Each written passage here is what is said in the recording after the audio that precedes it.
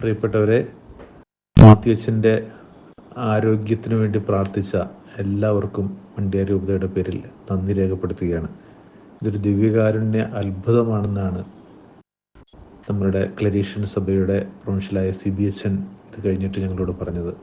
അദ്ദേഹം ഈ സർജറി മുഴുവൻ ലൈവായിട്ട് കാണുന്നുണ്ടായിരുന്നു. അതിനുശേഷം ഡോക്ടർമാർ പുറത്തേക്ക് ഇറങ്ങി വന്ന് വളരെ സന്തോഷത്തോടു കൂടിയാണ് നമ്മൾ ചെയ്യണമെന്ന് വിചാരിച്ച ട്രീറ്റ്മെൻറ്റിൻ്റെ അത്ര അറ്റത്തേക്കൊന്നും പോകേണ്ടി വന്നില്ല, സ്റ്റെൻറ്റ് ഇടേണ്ടി വന്നില്ല, ബലൂൺ ട്രീറ്റ്മെൻറ്റ് അതിൽ വരെ എത്തിയപ്പോഴേക്കും കാര്യങ്ങളെല്ലാം ഓക്കെയായി. നമ്മൾ 2-3 മണിക്കൂർ എടുക്കുമെന്ന് വിചാരിച്ചിരുന്ന ശസ്ത്രക്രിയ ഒരു 1.5 മണിക്കൂർ കൊണ്ട് അത് കംപ്ലീറ്റ് ചെയ്തു. ബോഡി വളരെ പോസിറ്റീവായിട്ട് പ്രതികരിച്ചു. BP എല്ലാം സ്റ്റേബിളാണ്. ഇന്ന് രാവിലെ അദ്ദേഹത്തിൻ്റെ ഡോക്ടേഴ്സുമായിട്ട് ഇപ്പോൾ ഞങ്ങൾ സംസാരിച്ചു. ഇപ്പോൾ ഏറ്റവും അവസാനത്തെ അപ്ഡേറ്റാണ് ഞാൻ നിങ്ങൾക്ക് തരുന്നത്. അദ്ദേഹം കണ്ണ് തുറന്ന് ചുറ്റും നോക്കി. കാലുകളേക്കാൾ കൂടുതൽ കൈകൾക്കാണ് നല്ല ചലനമുണ്ട് എന്ന് പറയുന്നു. പെയിൻ കില്ലർ അദ്ദേഹത്തിന് കൊടുത്തുകൊണ്ടിരിക്കുന്നുണ്ട്.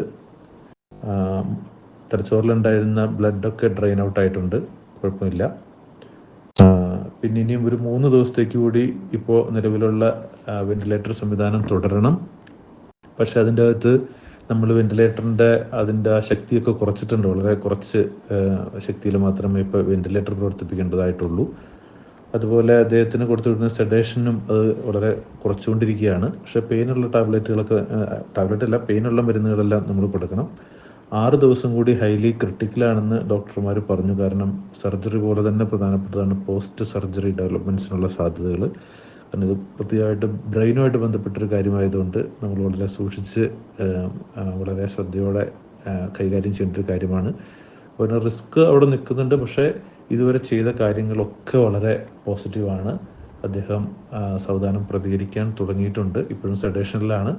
അപ്പോൾ സെഡേഷൻ്റെയൊക്കെ കുറച്ചുകൊണ്ട് വരുന്നു. പിന്നെ അവർ പറഞ്ഞൊരു കാര്യം, ബ്രെയിൻ സെൽസ് അത് ഡെവലപ്പ് ചെയ്താൽ മാത്രമാണ് അതിൻ്റെ ഡാമേജുകളൊക്കെ മാറി ശരിയായാൽ മാത്രമാണ് നമ്മുടെ ബോഡിയുടെ ബാക്കി ഭാഗങ്ങളുടെയൊക്കെ മൂവ്മെൻറ്റ്സ് കറക്റ്റായിട്ട് വരുള്ളൂ. അപ്പോൾ അതൊക്കെ ഇനി അതിൻ്റെ അടുത്തുള്ള ബാക്കിയുള്ള ചികിത്സയിലായിട്ട് വരേണ്ട ഒരു കാര്യമാണ്. ഒരു 3 ദിവസം കൂടി ഇപ്പോൾ രീതിയിൽ തന്നെ തുടരും.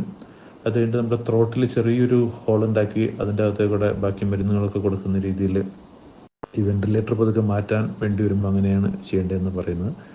അപ്പോൾ എല്ലാവർക്കും നന്ദി. പ്രാർത്ഥനയിൽ തുടരണം. ദൈവം നമ്മുടെ പ്രാർത്ഥന കേട്ടതിൻ്റെ ഒരു സന്തോഷത്തിലാണ് ഞങ്ങളെല്ലാവരും.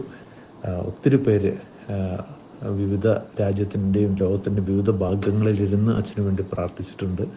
നന്ദിയോടെ ഓർക്കുന്നു. നമ്മുടെ മുമ്പിലേക്ക് പൂർണ്ണ ആരോഗ്യവാനായിട്ട് ഒരു ദൈവത്തിൻ്റെ കരുണയുടെ സാക്ഷ്യമായിട്ട് അദ്ദേഹം കടന്നു വരാനായിട്ട് നമുക്ക് പ്രാർത്ഥിക്കാം. മത്തിക്കര ഇടവകങ്ങളുടെ സന്തോഷത്തിൽ മണ്ഡ്യ രൂപത പങ്കുചേരുന്നു. ക്ലരീഷ്യൻ സഭാംഗങ്ങളുടെ സന്തോഷത്തിൽ മണ്ഡ്യ രൂപത പങ്കുചേർന്നു. നമുക്ക് ഇനിയും മാത്യുവച്ചന് വേണ്ടി തുടർന്ന് പ്രാർത്ഥിക്കാം. ദൈവം എല്ലാവരെയും അനുഗ്രഹിക്കട്ടെ. ഒത്തിരി നന്ദിയോടെ മണ്ഡ്യ രൂപതയ്ക്ക് വേണ്ടി ജോമോനച്ചൻ.